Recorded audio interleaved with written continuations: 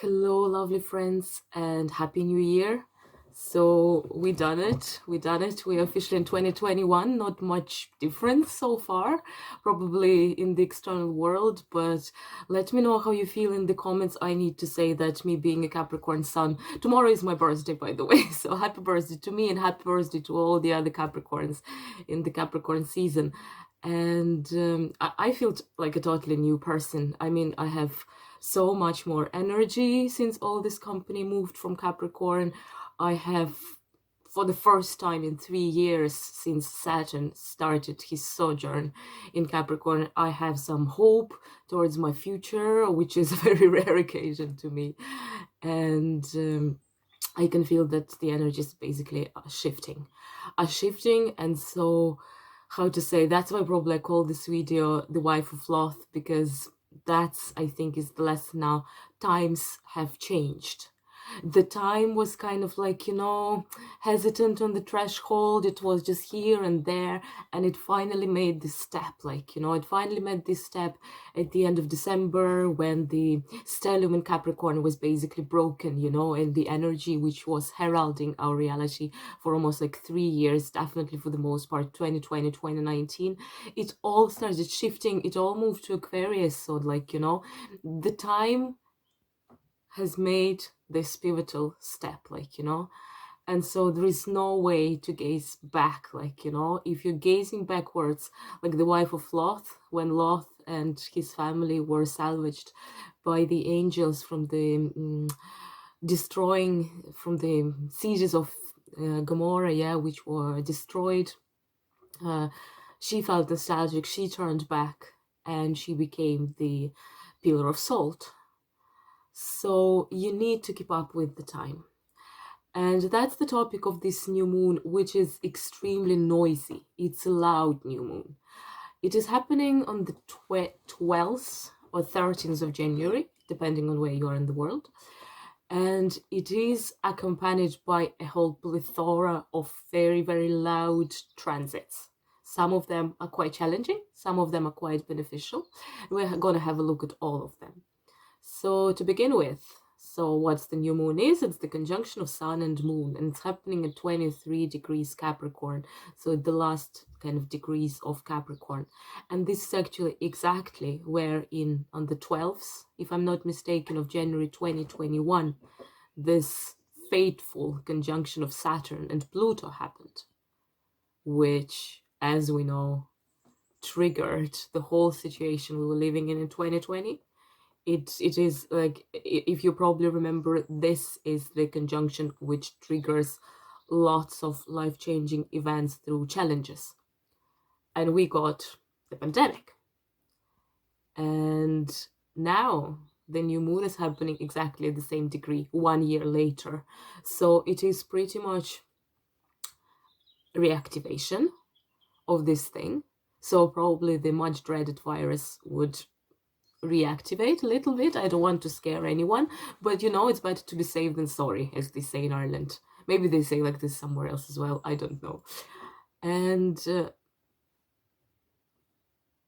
so the cycle has come to its point. It's like Ouroboros, the snake which is biting its own tail. So the cycle was completed, and we are now again at step 0, this dice game when you're throwing dices and your little figurine, it moves it moves across the field, which looks like a snake. That's pretty much it. We're again at point 0, the time has renovated itself. It's actually kind of like the sacred cycle of time. It has completed, and it was began anew. So that's what is happening. So 23 degrees. Venus is also in Capricorn, 5 degrees. So Venus brings some light to Capricorn finally. But another player, which we shouldn't forget about, is Pluto, which is currently at 24 degrees Capricorn. So the new moon is conjunct Pluto. And I suppose this is going to be our main topic of today's conversation. There are plenty of other transits which I don't feel, experienced enough to walk you through. I will just mention them, and I'll read from my notebook because there are too many of them. So Sun, Moon, and Pluto, are conjunct at around 23, 24 degrees Capricorn. Venus is at Capricorn, trining Mars at 2 degrees Taurus. And in Taurus, there is also a party now. So in Taurus, there is Mars at 2 degrees now and Uranus at 6 degrees.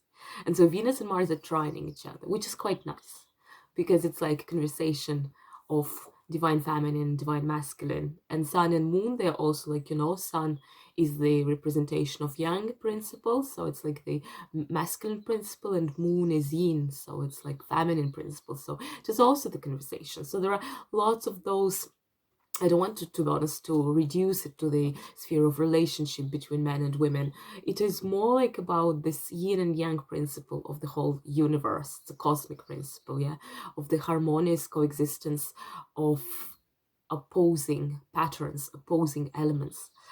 And what else? And there is a party in Aquarius as well. So now Aquarius takes the torch of this marathon from Capricorn, and all the things are happening in Aquarius. So what's happening in Aquarius? Jupiter is at 5 degrees, Saturn is at 3 degrees. So they're still pretty close to each other after the royal conjunction on the 21st of December. And Mercury is also sitting there at 7 degrees. So they're very close together. And I think Mercury is another player we're going to have a look at for this new moon, because Mercury brings this kind of breathe of fresh air. And Mercury is exalted in Aquarius, like, Mercury is all about air, about innovation, about communication, speaking, reaching out to others. And so Aquarius, with its all ideals of society, new Aquarian age, and so on, it feels at home there, so to speak. And it is also activated by Jupiter, like, they're kind of together. What makes it a bit harder is that this whole company, at the first degrees of Aquarius, is squaring Uranus and Mars in Taurus, which is a totally different story, and I don't have time to look at it, and I don't know that much about astrology to kind of figure out what the square means, so please consult someone else. But let's talk more about the new moon with Pluto.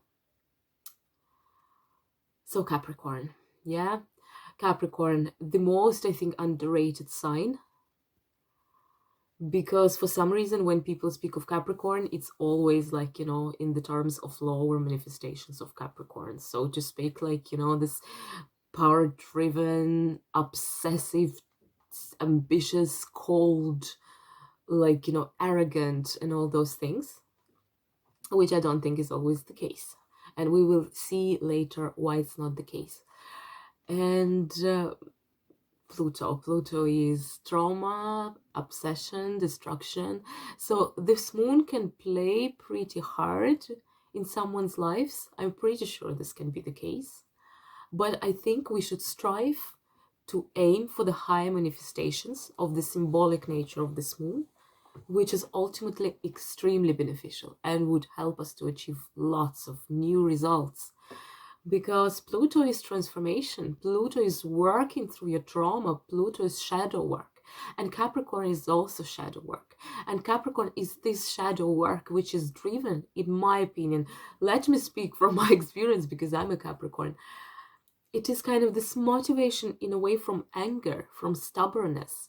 When circumstances are pressing you, there are two ways to go. You can take a label of victimhood and say, oh, everything plays against me, and start weeping and whining and beating yourself.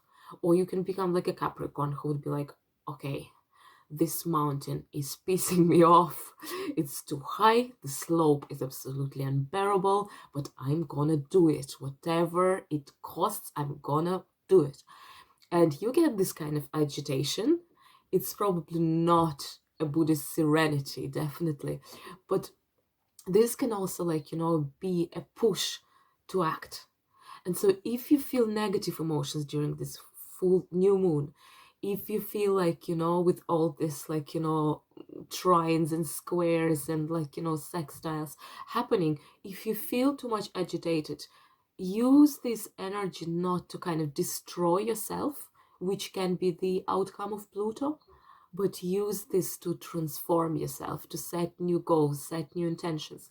I think the moon goes void, of course, a few days after the new moon, so wait a few days, and then it's good time to write the list of intentions, what you want for 2021, especially everything related obviously to the realms of Capricorn. So like, you know, new projects, new ambitions, new, like, you know, achievements that you want to do, how you want to transform yourself, because Mercury is, as I said, he's very much activated. He's in Aquarius, and Mercury rules Gemini, which is our North node, our collective destiny at the moment, and Virgo. Virgo is our collective sixth house.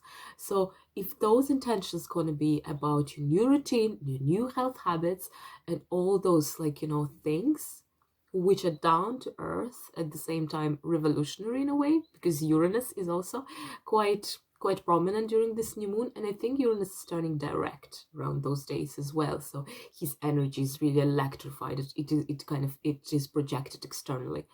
So all those things can actually be quite successful and quite transformative. So I think don't be afraid of Pluto playing in this, because what Pluto, of course, rules Scorpio. Pluto is a dark planet, and Pluto is the lord of the underworld. Yeah, Pluto is Hades. Pluto is the king of the dead, and Capricorn has lots of those motifs in the energy of its astrological sign. Capricorn is, of course, related to death and rebirth. So let's, by the way, talk a little bit about the symbol of Capricorn and why we shouldn't really limit our understanding of the sign to this, like, you know, what they write in popular magazines, all this about, like, oh, like, you know, career-driven, ambitious, blah, blah, blah. Capricorn, what is it? Capricorn is a mermaid goat. Capricorn has the body of the goat and the tail of the fish. It is a fantastic beast. And as the beast, same as Sagittarius, who's a Taurus, yeah? As the beast which unites in one body two different principles, in this case water and earth, it is an extremely versatile sign.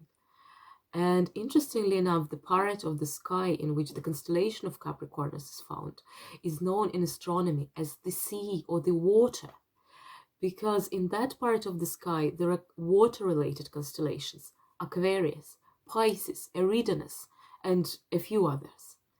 So Capricorn, traditionally, it is kind of more even of a water sign than earth sign.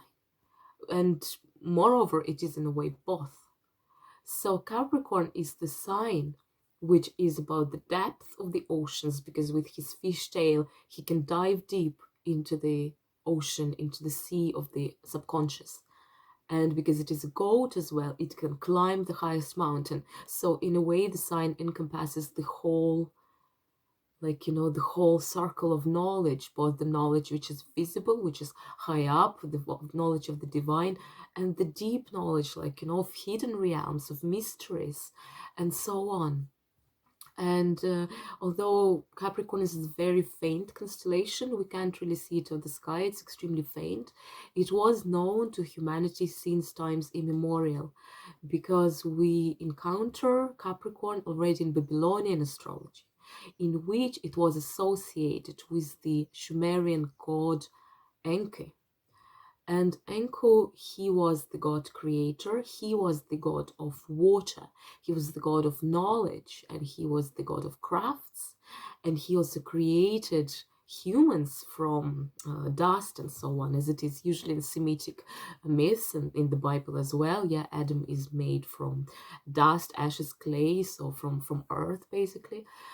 And Enki was associated with Capricorn as the sea goat. That's how they were called, the sea goat, or let me check, or the goatfish. The goatfish. So that's, I think, that's the title for the Capricorn, which is found in Sumerian clay tablets. You know, they're written in cuneiform, in those like tiny triangles. And the goatfish, that was his name, and he was associated with Enki. And in many in Sumerian iconography, Enki is very often portrayed standing his one foot, yeah, on earth and one foot in the water. And that's what unites him with Capricorn, because Capricorn is partially on earth, an earth beast, and partially he is a water creature. And I think this deepens so much, even like when we look at the image of this beast, it deepens so much our understanding of this sign, how extremely deep it is, that it combines, it harmonizes the watery sensitivity with, like, those ambitious nature, the desire to gain, to win, to climb highest mountains, to be first, and so on. But it is the impetus for this is going from this, like, extreme sensitivity and intuition. Capricorn is an extremely intuitive sign, and how you see, like, what the need is for, and you see what people around you need, and you want to satisfy all those needs. I suppose this kind of image of a cold, kind of restrained Capricorn comes from the fact that Capricorn cannot allow the people to see his or her weaknesses. But inside, it is in a way a very watery sign. That's why I personally, I very much am I am inclined towards Scorpio, because I see Scorpio as basically my sign as well, just because I see that here is the link between Scorpio and Capricorn, that the nature, the watery nature of Capricorn, which again has quite a dark aspect, a hidden aspect, it's about hidden knowledge and all those, like, hidden secrets, and being, like, being partaking in the mysteries of the underworld. This kind of throws a bridge between Capricorn and Scorpio. And that's why Pluto, who's the ruler of Scorpio, I think in Capricorn, he feels quite well. And he, in this new moon conjunction, he actually gives a very harmonious vibe and aspect to it, like, probably challenging, but nonetheless harmonious. It's not that he's kind of, like, stressed in Capricorn. I think that all those dark topics are quite at home in Capricorn.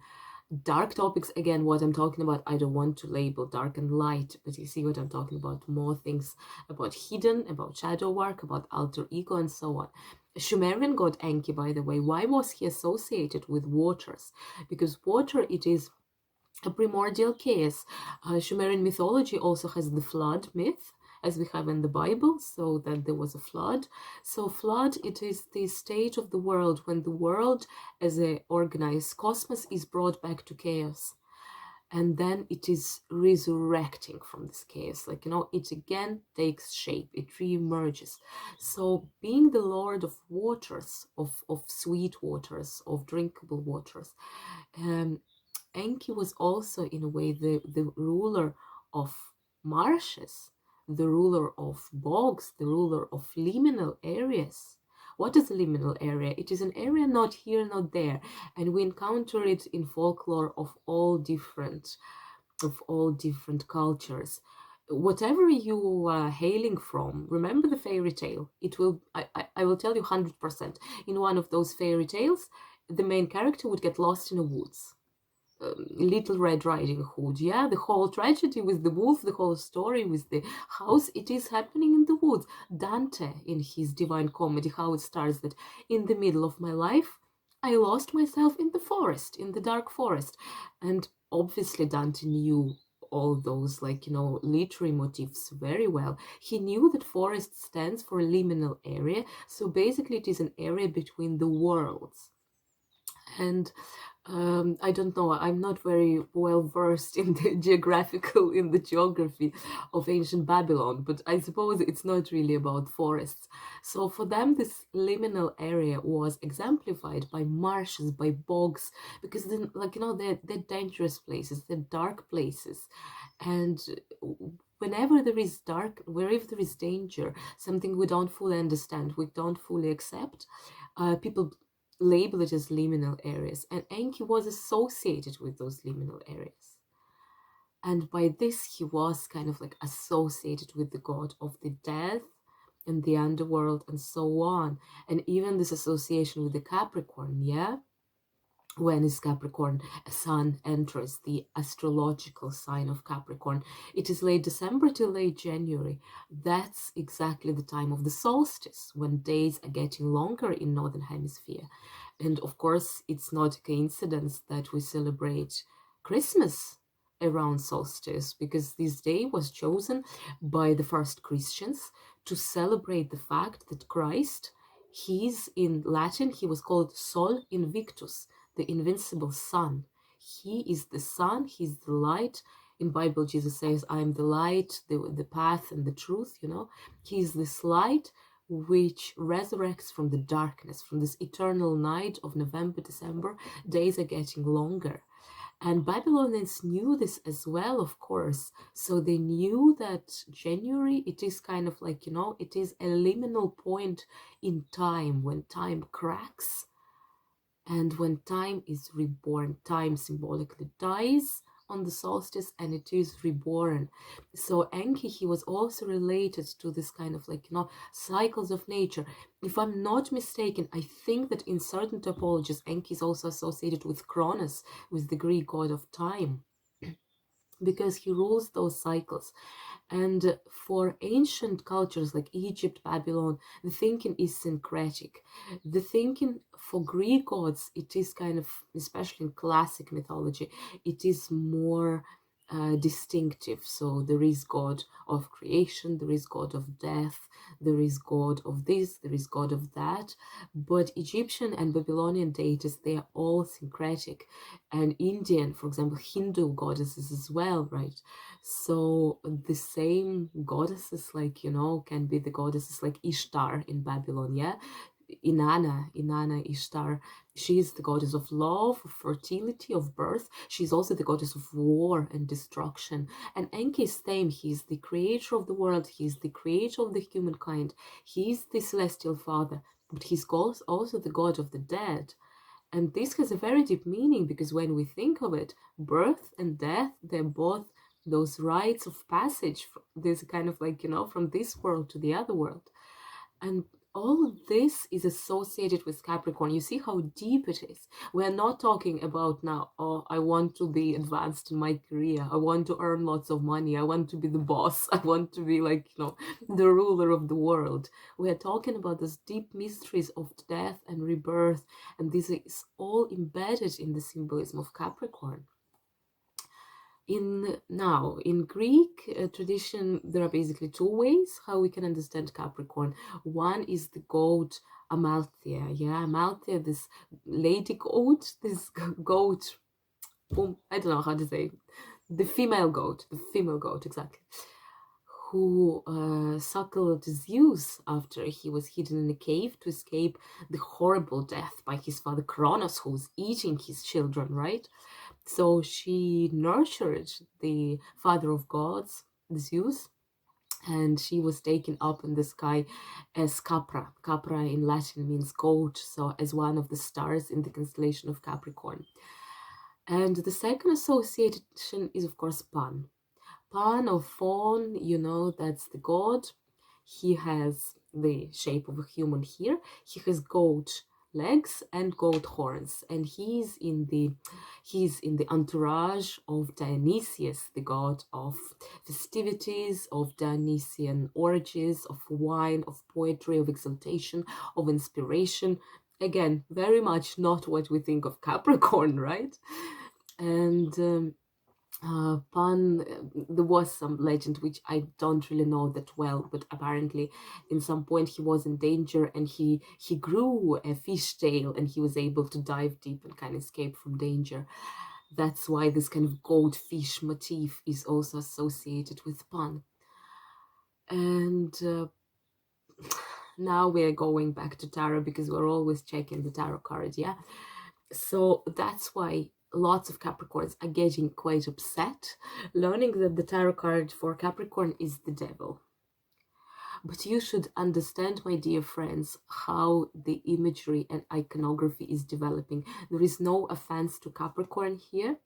It is just that the image of Pan, for whatever reasons, was taken in the Christian iconography of the devil. Christian iconography, every time I hear, all hallows were already in Egypt, or the mother Mary with the child is modeled upon Isis with Horus, Horus, her son, which is absolutely true. The Egyptian figurines of mother Isis with Horus, it is exactly the same posture, the baby and the lap of the mother, the divine mother. But Christianity didn't appear in vacuum. Christianity appeared when already lots of traditions, religious traditions existed. So it took the best, as you do, it took the best from other traditions, basically to be understandable, because if they would suddenly come up with their own whole systems of symbols, it wouldn't be that understandable. They needed something recognizable, something people could lean upon and better understand the message. And that's what they did. I don't know exactly how it happened. The devil became Pan. I have some guesses, some kind of more or less informed guesses, that Pan was obviously associated with Dionysian orgies. Yeah, he was associated also, with all those like feasts of alcohol, like, promiscuity, this kind of obsessive sexual behavior, orgies, drinking wine, this kind of like ecstatical trance orgies, like, all those things, which are associated with the cult of Dionysius. Also, the behavior of a goat. Goat in traditional culture is a symbol of fertility. Why? I don't know, because I was born in a big city and I'm not the village person. I don't really know much about animals. I just know how they were perceived. Goat from times immemorial was associated with fertility on the good hand, and on the bad hand with promiscuity, yeah, because those are kind of sides of the same coin. He apparently has, I don't know, insatiable sexual desire, which I don't know if it's true or false. But that's how it is perceived in cultures. And so Christianity and the church obviously didn't really endorse such behavior. They were like, ooh. And so goat was associated with this promiscuity. Goat also has cast eyes, and visual defects, they're always associated with the devil. Devil, has a defect. He's either limping, he has different colors of the eyes, he has cast eyes. He is different from us, he's different from how we look. And and Pan, of course, associated with this, with this absolutely excessive cult of drinking, of love, of all those things, poetry. It was very much not in line with the more ascetic, more spiritual dimension of the early church. Maybe because of this image of the goat, it was taken to represent the devil, because the devil in folklore, he's this guy who has kind of appearance of the man, but he always, if you look down, he has a tail, he has hoofs, he has two little horns, and he has the goatee, the beard of a goat. So he's kind of like, this creature in between species as well. And he represents the lower manifestations of the goat as a symbol and of the Pan as a symbol, this animal nature, those like instinctual nature, being obsessed with the mundane, with sex, alcohol, addictions, and all those things. Of course, it's in lower manifestations that he's mocked, right? It's not in the higher manifestations. But frankly speaking, Pan, as part of Dionysian cult, he was not representing higher manifestations. The kind of the other characters in the entourage of Dionysus were responsible for divine intoxication, divine inspiration, poetic recitation, and so on. Pan, he's still a goat. He's more about those kind of lower strata of this topic, and that's how he became a devil. And because Pan influenced Capricorn, of course the image of Capricorn was attached to the devil. It's nothing to be upset of. It's just the way it is. It's just the way iconography and symbols are connected to each other, and they kind of are introduced, and they're intertwining in the culture. So yeah, our card is the devil. Does it have much to do with Capricorn? Yes and no. with the lower manifestations of Capricorn probably. So it is, again, it is obsession, addiction, feeling trapped. But at the same time, our next card, if I'm not mistaken, I think it's 16, the Tower, yeah? It's the Tower, which is about liberation. So it is about this kind of uncomfortable truth which you accept to yourself. It is when you say, okay, I have an addiction, I have this negative trait, and I'm ready to be liberated, you know? So it is like, you know, it is a challenging card, but it is ultimately a card of the last point of suffering before you're liberated. Actually, you can see here there is the sign of Capricorn, there is the full moon, there is the wolf, there is the goat with the Horus eye, yeah, with the Egyptian protective amulet on his forefront. There is some sort of like dancer here, which is like a harlequin, which is not man, not woman, some like, you know, creature which hasn't taken shape yet. And there is the shadow of the devil kind of at the background, yeah. So devil is part of the dualistic religions. When we look again at the Babylonian astrology, at the Enki, for example, at the Babylonian mythology, Enki is the god of creation, he's the god of death. There is no there is no border between good and bad. Christianity is a dualistic religion. Zoroastrianism is a dualistic religion. In those religions, there is a good principle and a bad principle. And devil took this role in Christianity, although he is by no means something bad, if you want to see it, yeah? In Goethe's Faust, Mephistopheles, the devil tells Faust that, now I'm trying to translate from the Russian translation from German original, yeah? So, but what he says is, I'm part of that evil force, which is always striving for bad, but which always results in good. And I think it is a very deep understanding, because it is through challenges, through, like, you know, temptations, that we become better people. If we lived straight away, we were reincarnated in paradise and we would all be angelic and happy and beings of light, where would be the fun? Without shadow, we can't see light. And that's exactly what Capricorn and the devil is about. So we are going to the reading now, and I am a bit sick, I need to confess, so it's a bit difficult for me to talk for long. But I thought what we would do, I will pull a card, for one card for each of the 12 signs, and I will talk a little bit about this card. And then I will do a generic reading from those 12 cards that we have and read it as a one picture. And I thought it is fitting for the age of Aquarius, right? When we pick up one card, we are all individuals, which we treasure, but then we are all combined in the bigger picture, because we're all part of the society, and that's our important thing for the days to come. So while I'm shuffling, let's sum up what we learned.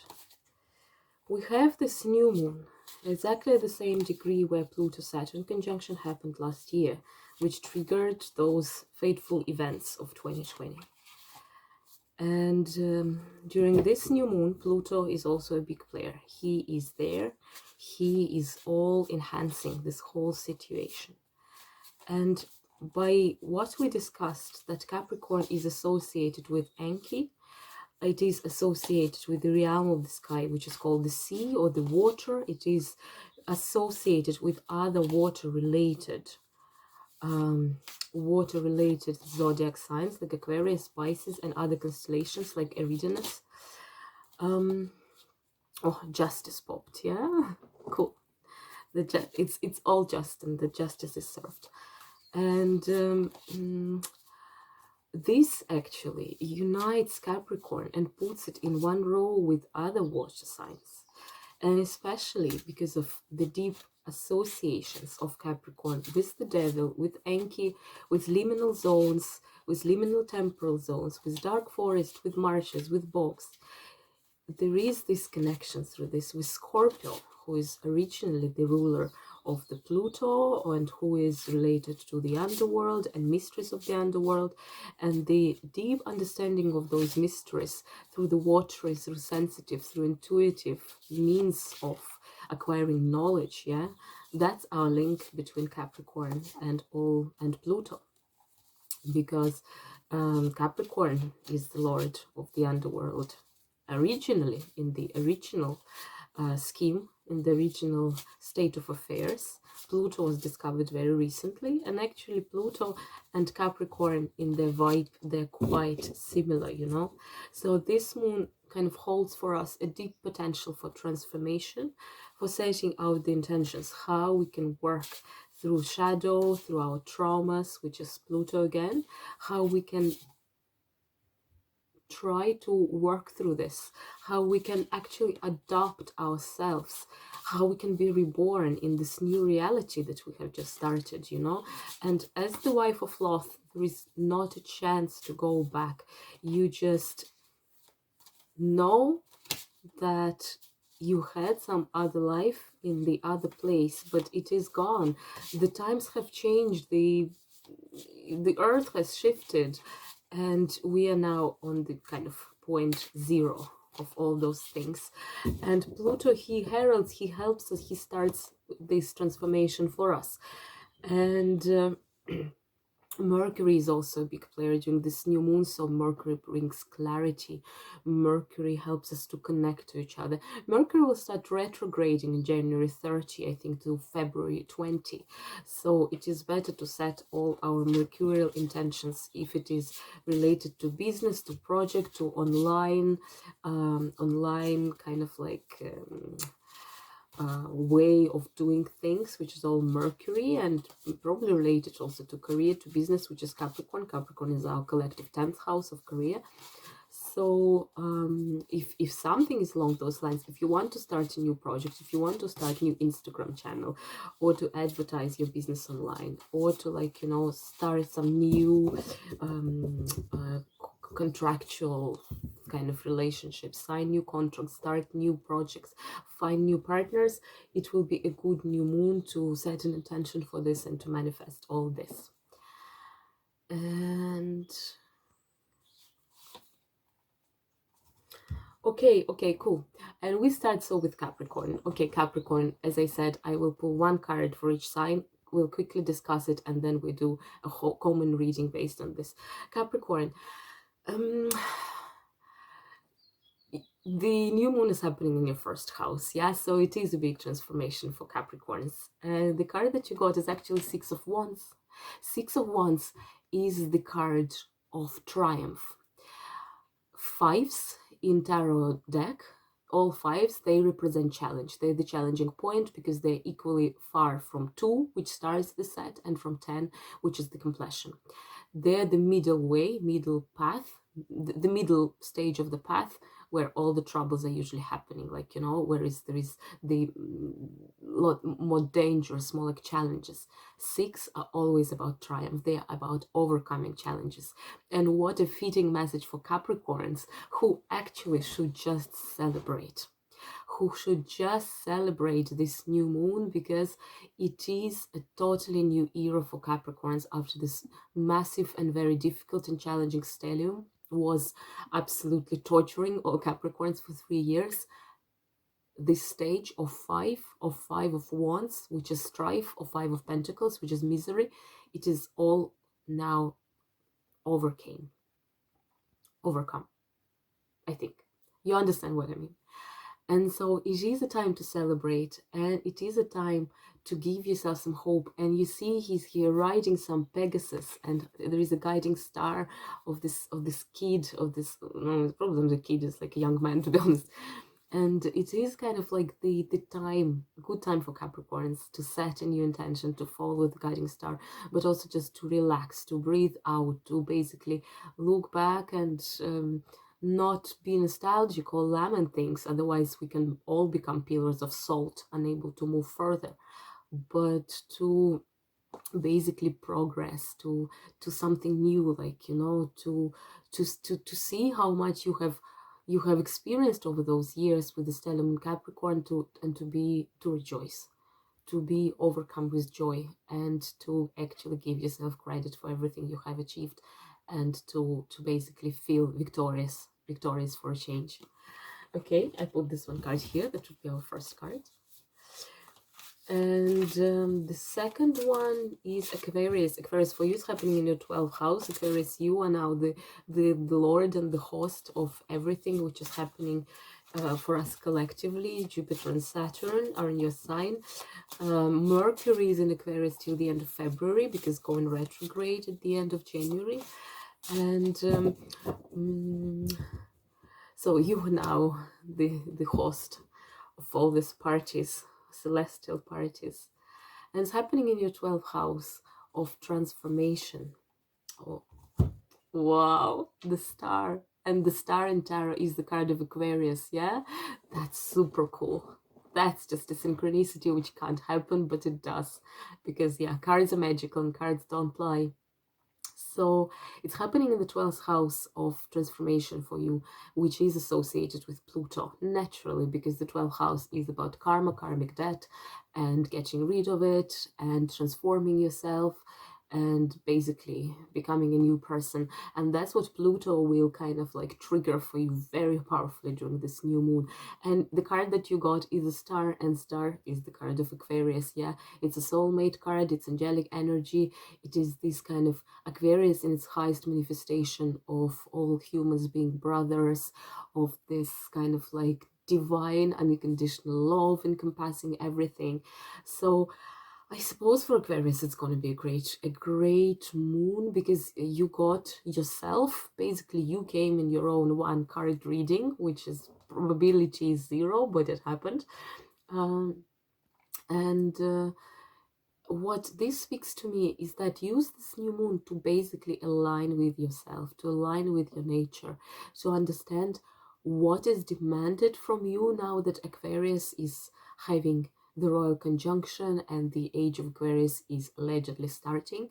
So think what you can bring as an Aquarius to this game, like, you know, how you can better align with yourself, with your true values, which what is valuable and truthful for you, and how you can better channel this, for the benefit of the others, if this makes sense. That's super beautiful card. Then is Pisces. Pisces is next, and we are now in the realm of this part of the sky which I talked about in the introduction, which is called the sea or the water. Pisces are swimming in the celestial sea. And for you, the new moon is happening in your 11th house of relationships, of friends, of networks, of expanding your networks. I think this kind of absolutely brilliant to expand your networks, like, you know, because the new moon is all about setting intentions, and Capricorn is all about like career and so on and so on. And ooh, yeah, I shouldn't have talking about this before I pulled the card, because the card is exactly about it. Ace of Wands, so new beginnings, new fiery beginnings. And if something around the 11th house, like, you know, is concerning you, so maybe you will meet some new friend who is really in alignment with your interests. Maybe you would kind of expand your network, remember about someone if you're thinking about like the project, because okay, let's talk that Capricorn is collectively our 10th house of career and kind of ambitions and drive and doing things out of stubbornness.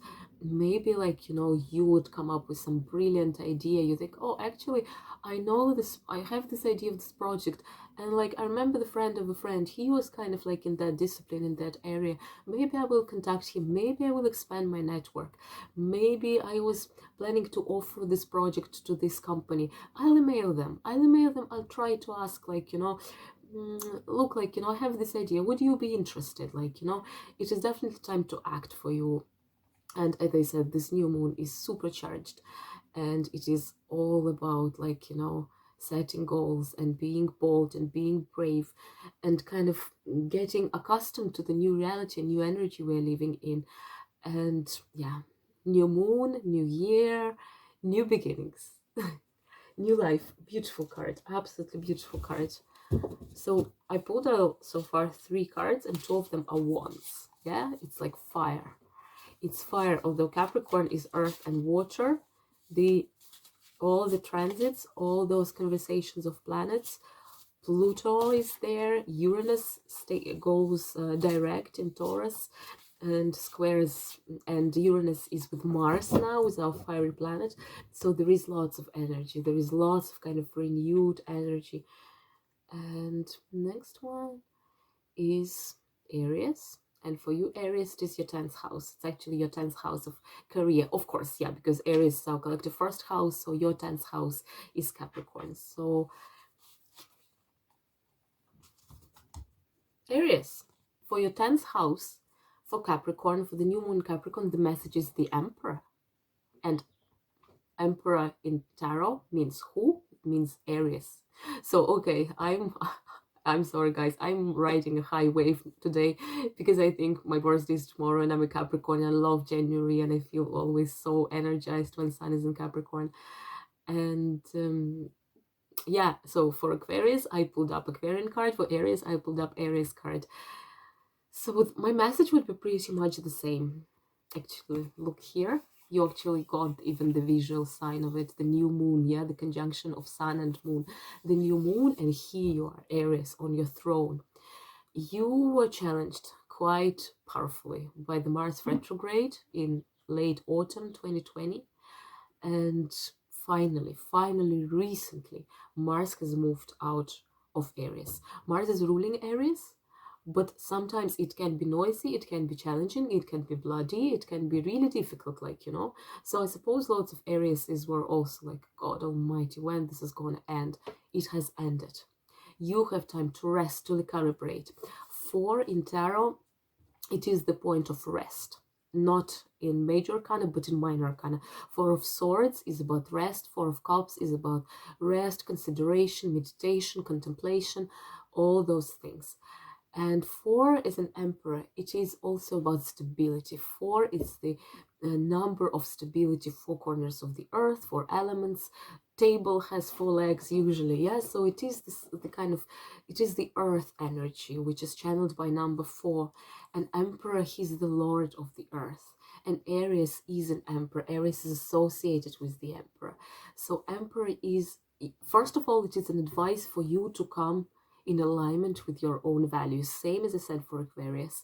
When the card which signifies the zodiac sign comes into the reading of a person who is for the zodiac sign, it is usually a good sign because you come into your own reading. So it means that you're coming back home, you're coming back to yourself, you know yourself better.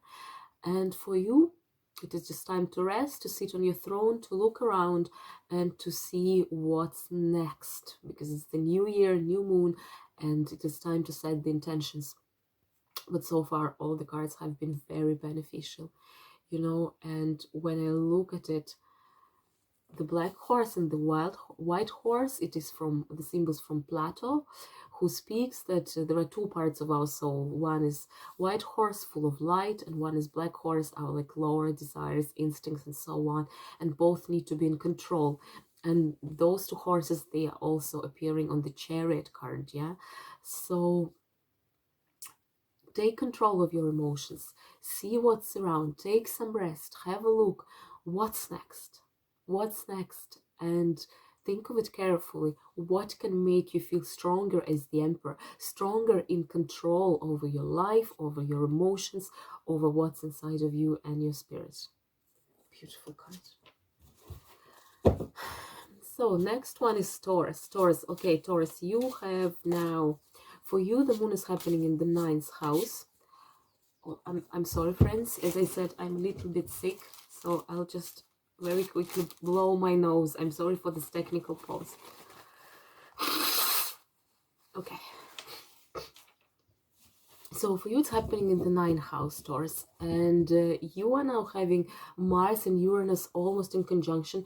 Uranus is going direct, so his power, his revolutionary electrifying power will be turned outwards. Mars is also a super active planet, so Taurus, you are charged fully to make this moon your moon. The challenging aspect for you guys is that Taurus, the planets which are in Taurus are currently square Jupiter, Saturn, and Mercury at 1st degrees Aquarius. Square is a challenging aspect, so Mars is squaring Jupiter. There is a certain clash. But in general, look, Capricorn is all about challenges. You will like your card. Eight of Pentacles. Eight of Pentacles, and Pentacles is the suit of Earth. Eight of Pentacles, I don't remember, to be honest, what it is astrologically, but it is definitely something in Taurus, Capricorn, or in Virgo.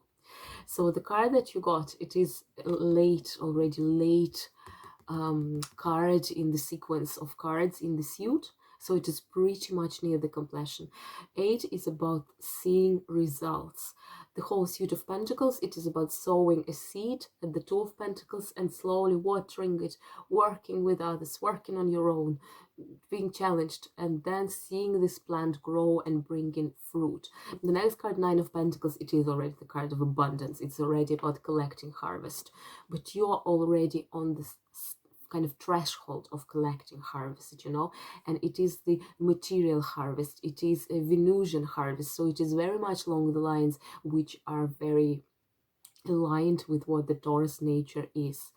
For you, for this new moon happening in your fellow sign, because it is about material manifestation, first of all, think what you'd like to manifest materially, and then I would say indulge in all things Venusian. I don't know, treat yourself, pamper yourself, maybe create something, like, you know, if you're into arts and crafts, like, you know, to basically ride this energy, ride the activation of the earth energy, you know, because the Venus, which is now at the 5 degrees of, let me check my notes. So Venus, your ruling planet, is now in 5 degrees Capricorn, and it is trining Mars at 2 degrees Taurus and Uranus at 6 degrees Taurus. So trine is beneficial. Mars, which you're hosting now, is conversing with Venus, which is your ruling planet. And it is, again, it is the conversation of a man and a woman. And man and a woman, they have the ability to produce a baby, to produce something new. That's, again, Pentacles. It's creativity. It's producing something new, something visible, something which we can touch, you know. And so for you, it's going to be a fantastic new moon. And the new moon is all about setting intentions. And I suppose that be bold and set your intentions about, like, you know, what you really would like to have, because the Venus, your planet, is now trining the conjunction in your sign. So lots of blessings coming your way, Taurus. But like you guys know, you're doing great. You're always down to earth, very hardworking. So you know, you are already very much aligned with the energy of the new moon in Capricorn. Next one is Gemini, and for you guys, it is your 8th house. I hope, yes. 8th house is our Scorpio house. It's the house of manifestations, of transformation, of kind of dark hidden secret of the occult, of also gains, material gains from other people. So let's see what Gemini is coming to you for this new moon in Capricorn. Knight of Cups. Okay, Knight of Cups is a water sign. Knight of Cups can be a person who is Scorpio, Cancer, or God Almighty, or Pisces.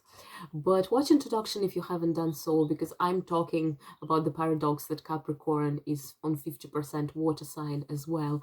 So this new moon, it is watery, surprisingly enough. And probably for you, it would be more the watery sign of Capricorn, which would be working with you more than its earthly, ambitious, driven side, like, you know. Knight of Cups. Knight of Cups is the most spiritual of the knights. Knight of Cups is the knight of the Holy Grail. Knight of Cups is the knight of the round table of King Arthur, who embarks upon the journey to find the Grail. So it is happening in your 8th house. It might be a deeply transformative and spiritual moon for you. And in case you feel inclined, for you must to do some ritual, to do some deep thinking, to maybe, like, I don't know, read a book about astrology, crystals, tarot, do a reading for yourself. If you do, uh, think of something which is hidden, which needs to be revealed, which needs to be transformed. And it is the house of Scorpio, and Knight of Cups is Scorpio, and it can mean both here, both Capricorn and Scorpio. So it is about finding your grail. It is going to be maybe deeply emotional, but deeply spiritual, and Night is about action. So if you want to transform your spiritual life, to try a new practice, this new moon, new beginnings, yeah, new intentions, it's a good way to try it, to start something new. So try this new meditation, try this new approach to your life. If you have a belief system which needs, you think, some, like, you know, fresh air, be curious, and you are Gemini, you're curious naturally, and have a look at what the treasure trove of the world wisdom has to offer you, you know. So absolutely beautiful card. And yeah, very, very transformative for you. So far, all the cards were so beneficial. There is not a single bad card so far. I hope I'm not casting an evil eye on this reading. Now I will get a pile of shit cards. Hopefully not. And okay, so next one is Cancer. For you, Cancer, it's your 7th house, yeah? 7th house. So the moon is opposing your 1st house. And check if you have natal planets around 23 degrees Capricorn, 23 degrees Cancer, because those would be activated during this moon. And it's happening in your 7th house of partnerships, yeah? Of partnerships, of romantic partnerships, and so on. Another 8. Taurus got 8 of Pentacles. You guys got 8 of Wands. 8 of Wands in tarot is the card of movement. It's a card of action.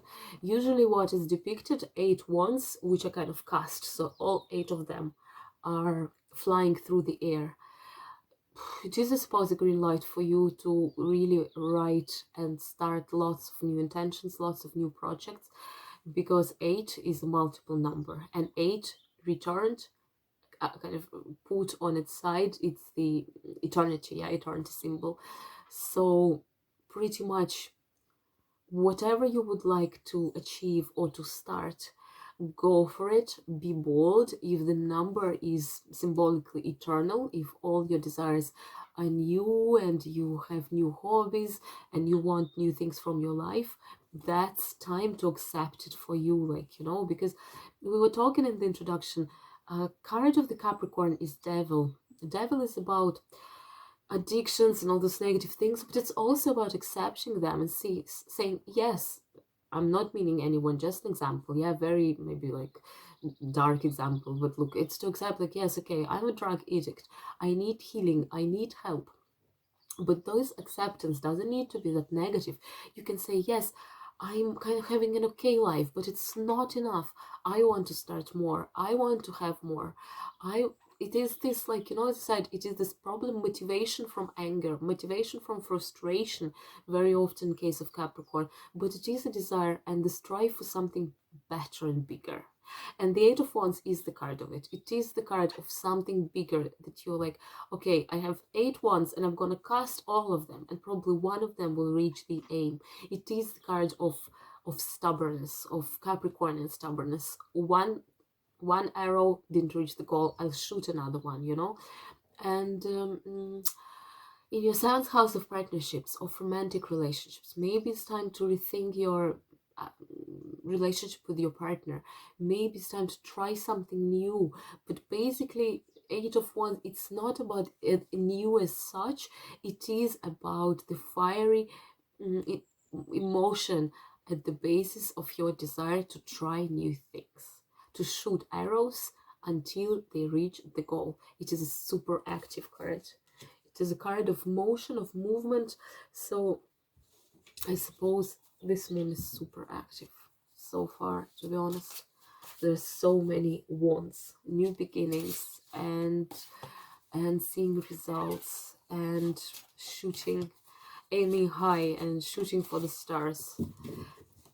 So And I suppose for Cancer it should be grand, because Cancers, people see them as like, you know, those kind of shy, sensitive, watery, domestic creatures. But in tarot, the card of Cancer is a Chariot, which is about movement, which is about driving somewhere, knowing your final destination. So this Eight of Wands, which came to you, Cancer, it is pretty much the Chariot vibe, like, you know, the card vibe that is associated with you. Next one is Leo. For you, it's your 6th house. Yeah, your 6th house of routine, health, everyday activities, and so on.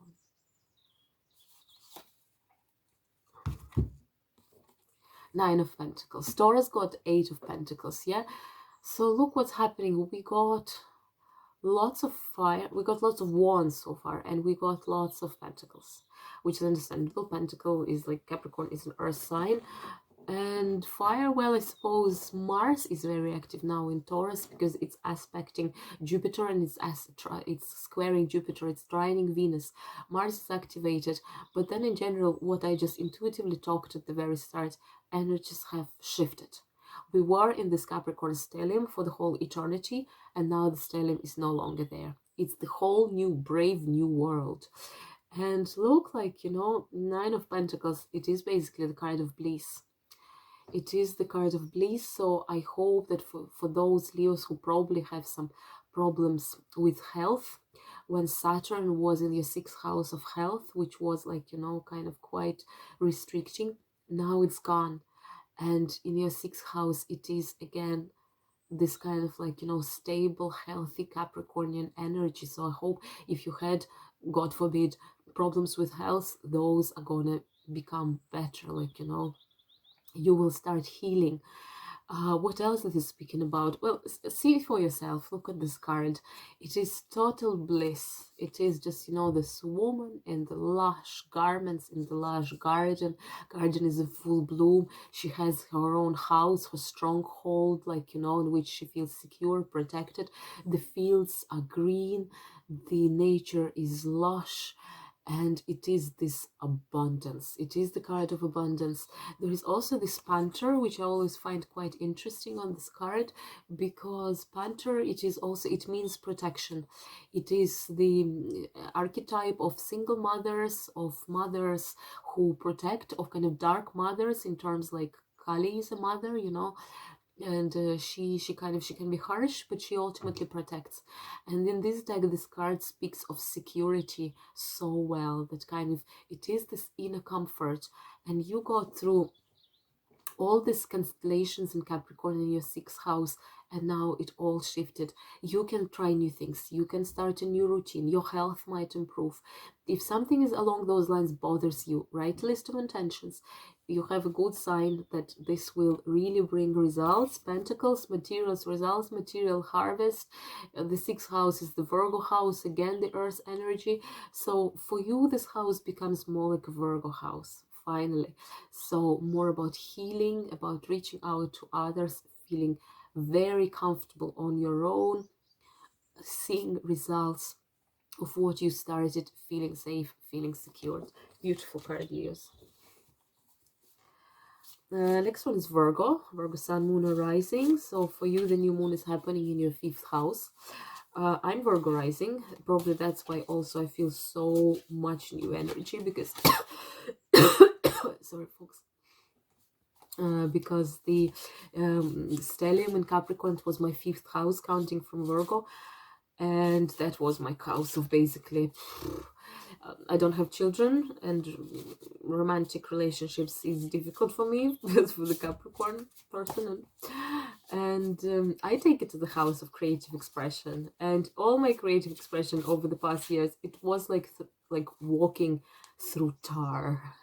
It was so difficult. It was happening, but it was difficult. And since it all shifted, I feel like so much more hopeful towards what I want to do, what I want to achieve, how I want to express myself, and so on. And I hope that many Virgos are also feeling kind of this breath of fresh air. Fifth house, I find that it is a very important house for us because it has so many connotations. It is about romantic life.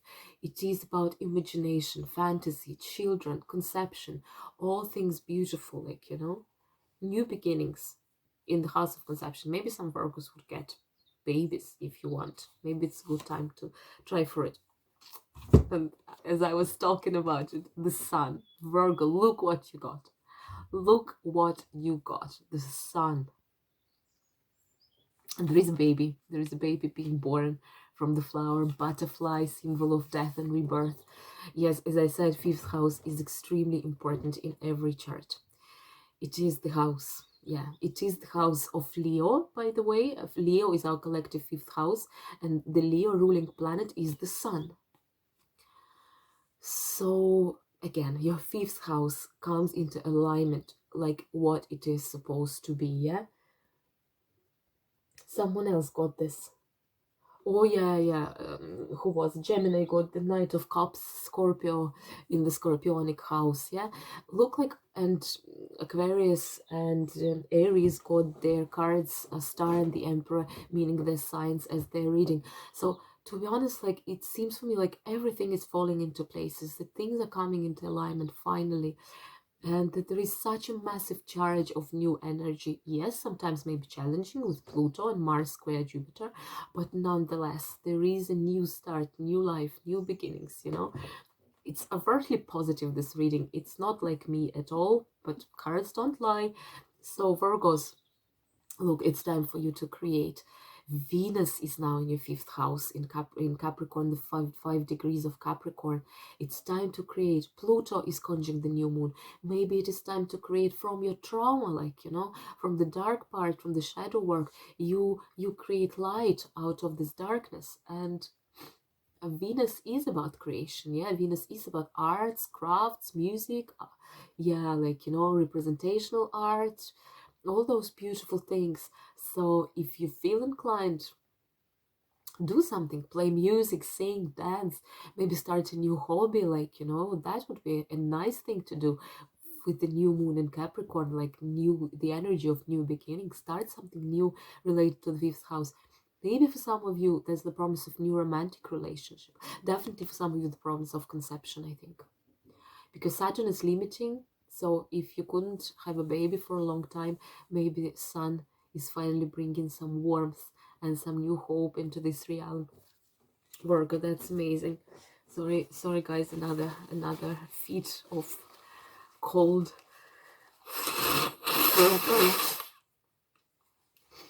Really sorry for this. That's why the reading is so late. I'm sorry for that, but I had the running nose for a week, so I was just blowing my nose every 3 seconds, and it was absolutely impossible for me to film anything. Next one, Libra. Libra, for you, it's your fourth house. Fourth house is our Cancer house. Yeah, house of family, of siblings, of your house, of your home, of where you feel at home. And okay.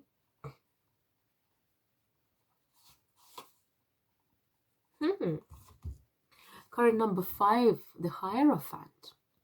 The Hierophant means Taurus in tarot. Taurus is now having Mars and Uranus, two very energized, electrifying planets. Uranus is going direct, so his action would be turned outwards. We would all be electrocuted in a good way.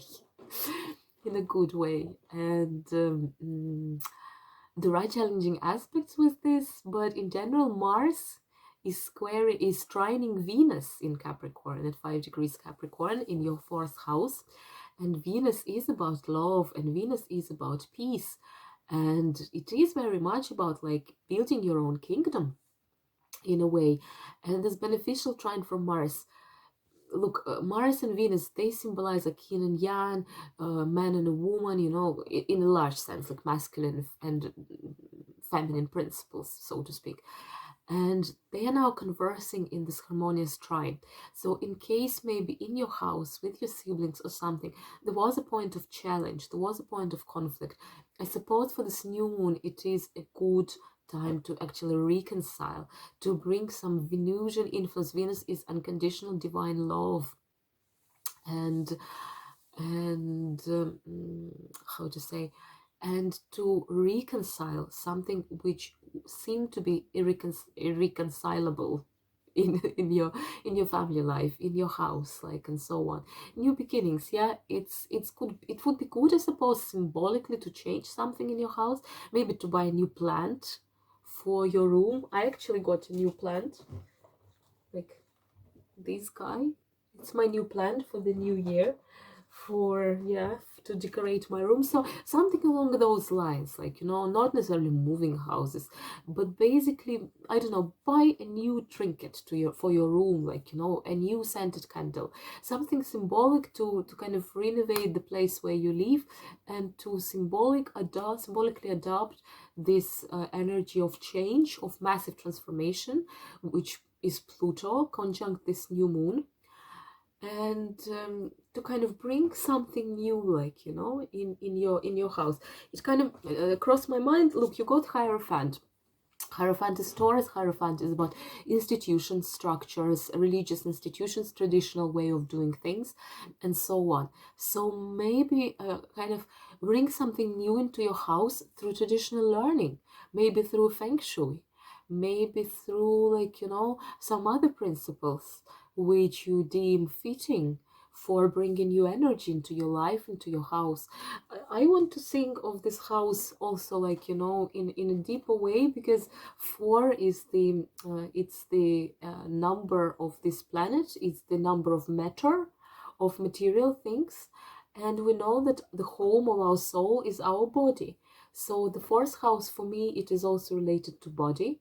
So maybe it is something like, you know, you would find some traditional source, in some traditional way of learning how to better treat your body. Ayurveda, for example, yeah, is an ancient, traditional, very Hierophant style science of ancient India, how to treat your body, how to adopt holistic methods to treat your body better. Maybe that's something you might think of, to bring some new learning into your life, which is nonetheless ancient, traditional, like, you know, kind of grounded, to better up the matters of the 4th house, you know, which can be anything related to your house, to your home, to your physical body, to, and also to the places that you think are home for you, like, you know, like the country in which you live, the planet Earth is our home, you know, see what I mean? Maybe, yeah, maybe you would join some ecological movement or something along those lines, you know, and that would be very beneficial. And this will bring you lots of fruit, because again, the Hierophant is Taurus, and Taurus is about material manifestations in Earth sign. Next one is Scorpio. Scorpio, for you, it is your 3rd house. Yeah, so your 3rd house of speaking, of truth, of online things, and so on.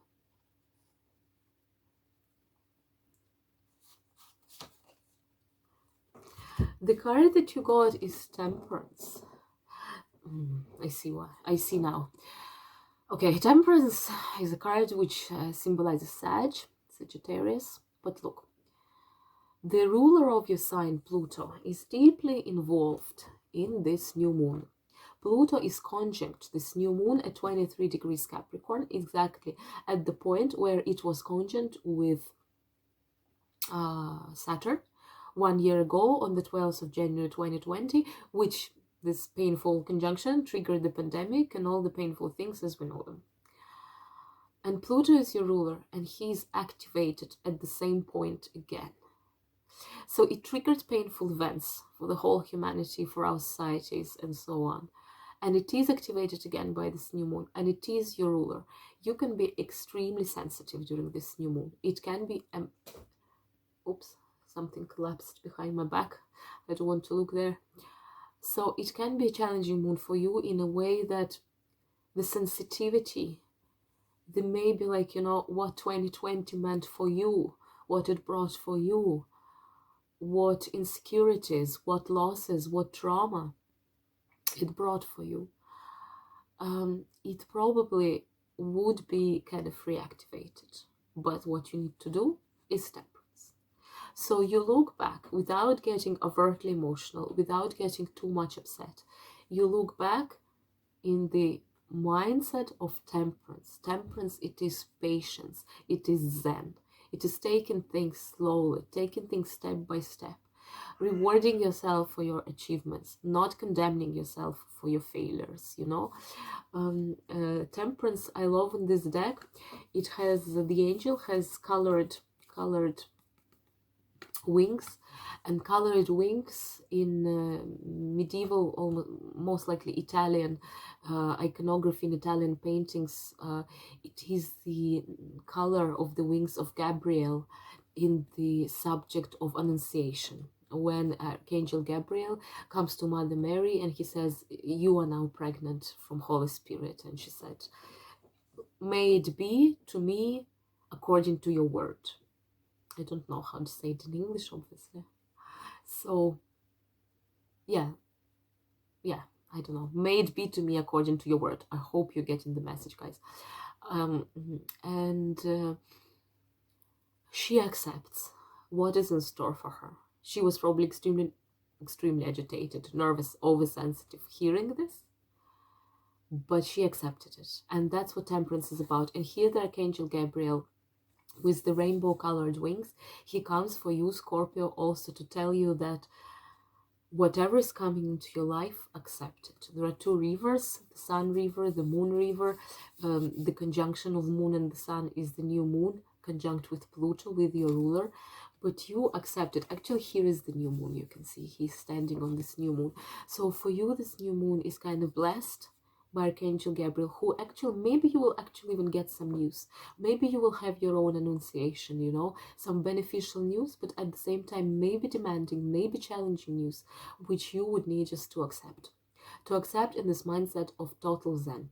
If you need to calm down, meditate, contemplate, read the scriptures, whatever scriptures you deem fitting, like, you know, Bible, I don't know, Bhagavad Gita, Quran, I don't know, it's totally up to you.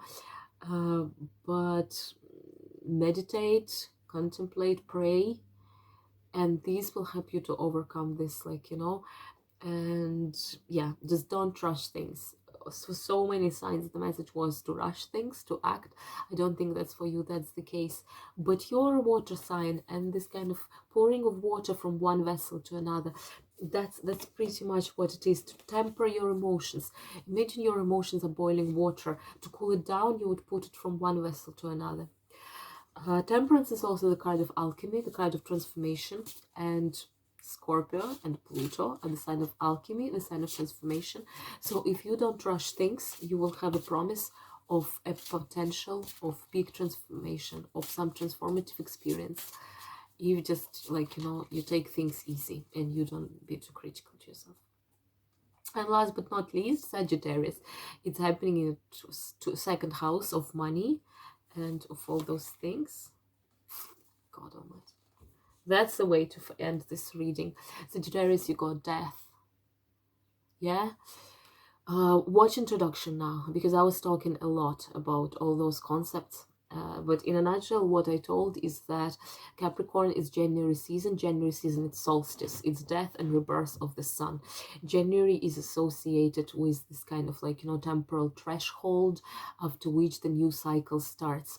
So the gods associated with Capricorn and January, they're kind of gods of death, of rebirth, of liminal areas, of thresholds, and so on. So for you, this new moon of Capricorn, it heralds, like, you know, new beginnings, maybe in financial sphere, you know, the death of something old, the beginning of something new. New moon is conjunct with Pluto. Pluto is ruling Scorpio. The death, major arcana number 13, is Scorpio in tarot. The most beautiful, powerful, fantastic card with the phoenix, with the butterfly, who is the soul about to be reborn. Massive energy of rebirth for you, Sagittarius. God, that's amazing, to be honest. Very, very, very, very good message.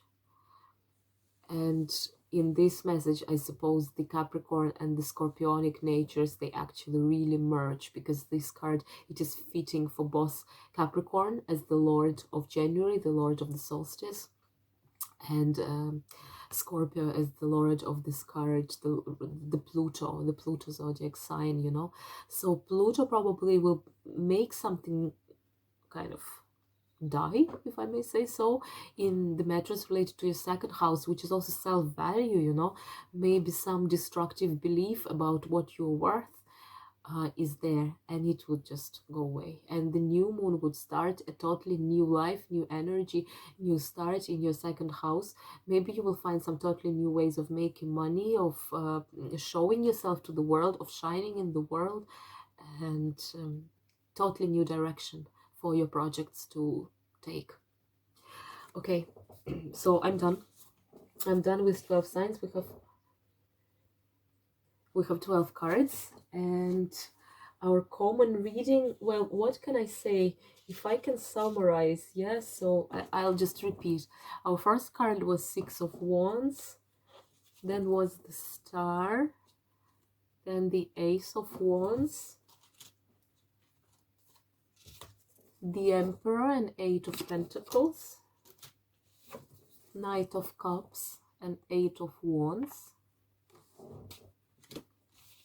Nine of Pentacles and the Sun, the Hierophant and Temperance, and Death.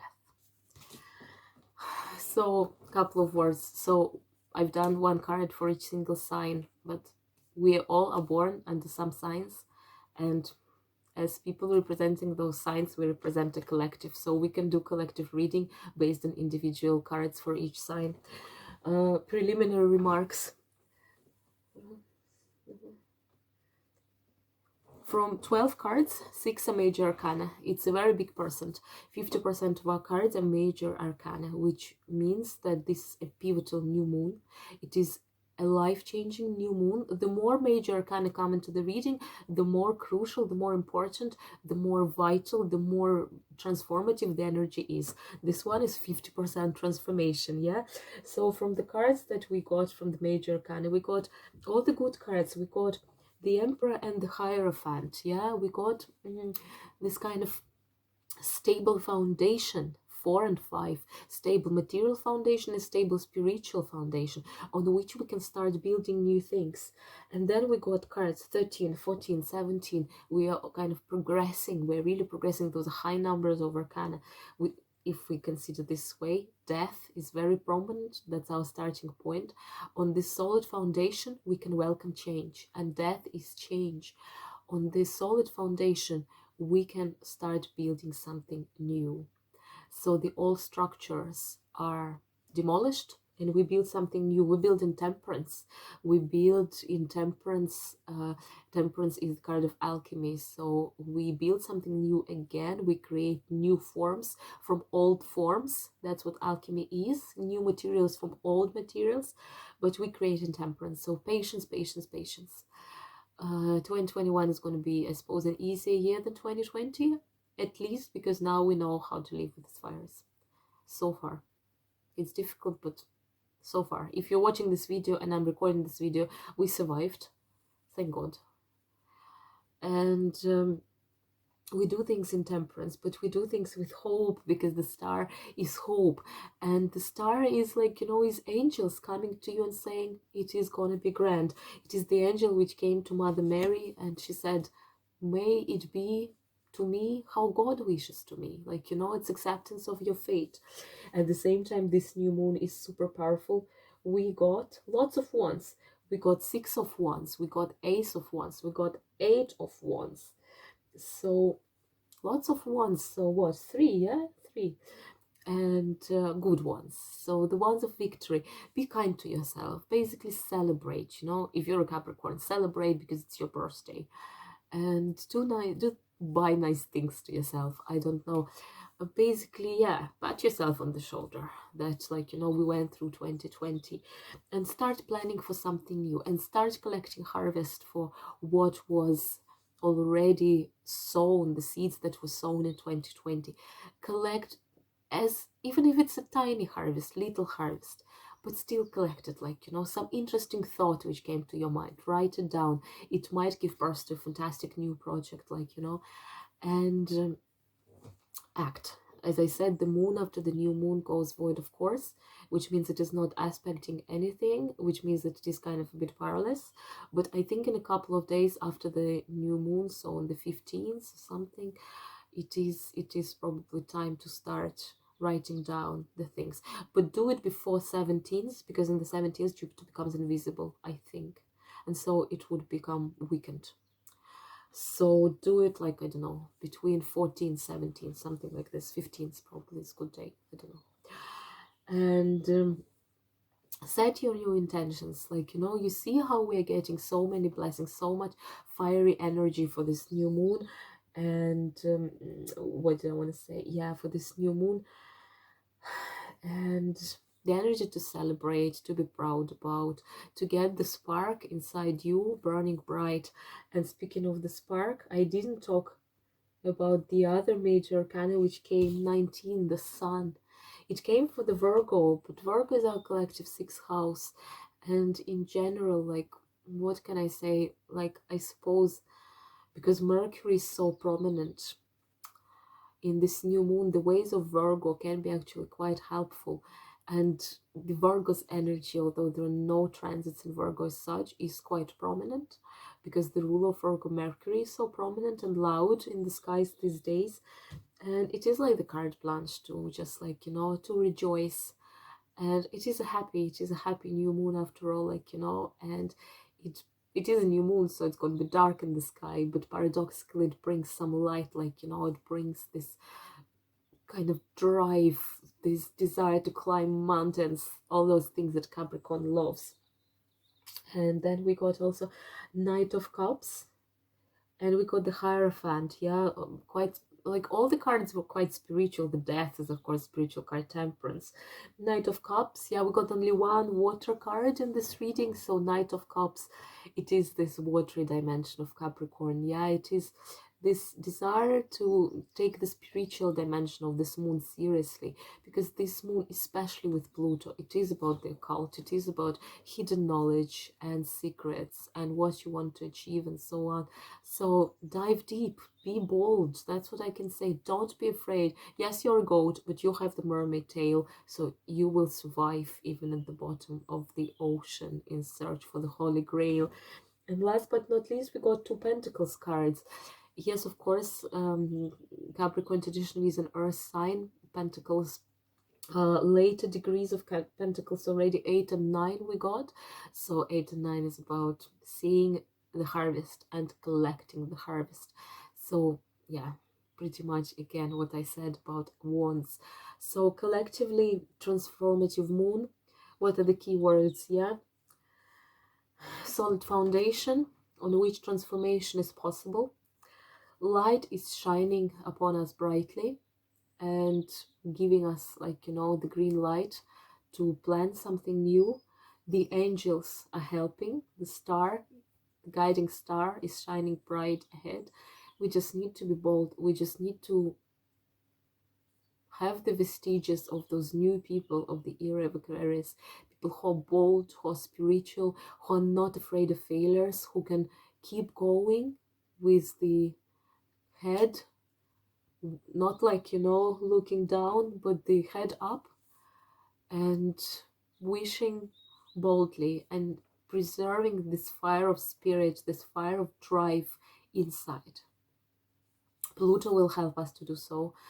If, yeah, that's all I can say. I better stop here. And look, like, beautiful cards for all 12 signs, not a single negative card, which is absolutely unreal for a tarot reading, but here we are. So have a blessed new moon again, and yeah, and I'll see you as always in 2 weeks time for the full moon in Leo. So I love you guys, and have a good week. Bye.